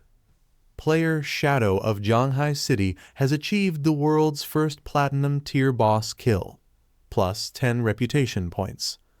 Players across the server were stunned. Most hadn't even seen a gold tier monster. Who was this Xiao? Back at his new sanctuary, Kingfong organized the loot. Level 11 now meant every level granted 4 attribute points and 10 freely assignable ones. He dumped them all into agility. His combo of speed and invisibility made him nearly untouchable. What shocked him most was the 20 evolution points from the boss. His greedy hand skill leveled up to legendary, increasing extra loot to 5 and adding a new greedy storage with 100 slots. The skill now had a 500% chance to gain bonus loot, and that loot would always be 1 tier higher. He assigned his 115 evolution points carefully. Shadow Stealth to Epic now lasted 60 seconds with a deadly stealth break and shorter cooldown. Backstab enhancement to Epic, damage bonus increased to 75%. Darkest Moment to Epic unleashed a 50m flash of darkness, blinding enemies. Bloom Curse to Legendary absorbed lifespan from corpses and destroyed them permanently. He was stunned by Bloom Curse's effect. Absorbing non-tradable lifespan made it perfect for high-level zones, where lifespan drained at insane rates. Snowy contacted him to congratulate him and warned that Eastern Sage had logged off and their clan was gathering at the Jiangnan Hotel with massive lifespan resources. King Fong ordered his devout believer to collect loot while he stored valuables. As soon as Shadow reappeared, both Yu and Little Black lit up with excitement. Without thinking, Yu dashed toward him, eager to embrace her friend. But before she could reach him, King Fong raised his hand to halt her and immediately got down to business. He made it clear, like always, he would set the price. If they didn't agree, they were free to walk away. He pointed out that over 30 of the items were either basic or low-grade bronze junk. Because of that, he'd offer a flat rate, 950 days of lifespan for the entire batch. With King Feng's palm print still faintly on her cheek and a grin on her face, Yu nodded her agreement. She and the team had already estimated their haul's worth to be around 1,000 days of lifespan. So, to keep things simple, they proposed giving 2,000 days for everything combined.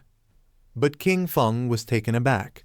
He examined the collection and pointed out that this wasn't ordinary junk. They were holding onto silver, gold, and even platinum-level items. The total worth? 18,000 days of tradable life. Yu opened up the system interface to double-check, and her eyes widened in disbelief. Platinum gear? Even she only had 1 gold-level item. Only a top-tier player would dare sell such rare equipment. Overcome with gratitude, she turned to Shadow and thanked him repeatedly, realizing just how much this would boost Zhanghai City's progress. Shadow simply smiled, saying they were all helping each other. Curious and slightly anxious, Little Black questioned Shadow about how he managed to carry so many items. "Are you doorman or something?" he joked. King Fong stepped in, guessing their bags were already full, and reminded them that in the city ruins, beneath the central statue, was a staircase leading to a teleportation portal back to the starter town. He walked away, stating that the first trip back would cost 500 days of lifespan, but future returns would be free. "Think about it," he said, leaving them behind. Yu smirked and pointed toward King Fong. "See? Told you so." Then she dropped a bomb. Shadow must be a Reborn player. How else would he know all these hidden secrets? Her attitude left Wang Mang baffled. "Captain, don't act like that," he pleaded, a bit creeped out. Yu blushed and playfully asked what they'd think if she started flirting with Shadow. Once King Fong left the vicinity, the system prompted him. Did he want to spend tradable lifespan to extract skills into the real world? He accepted, sinking both level and class advancement, which cost him 27,000 days. The synchronization completed successfully, and King Fong was thrilled. It was time to extract abilities. He recalled already pulling out the skill Shadow Meld, though it had only been level 1. Now he planned to enhance it and much more. He burned 1d946 days to boost Shadow Meld to level 10, and continued extracting. Backstab enhancement 900 days. Greedy Hand 1000 days. Shadow Flash / 3d 200 days. Ghost Blur 5,366 days. Curse of Blooming 16,099 days. Blacklight Shield 11,313 days. After all that, he was left with 7,480 days. He spent 3,600 of those to extract the gold grade Boots of Concealment, and another 3,394 for the Pendant of the Devout, also gold grade.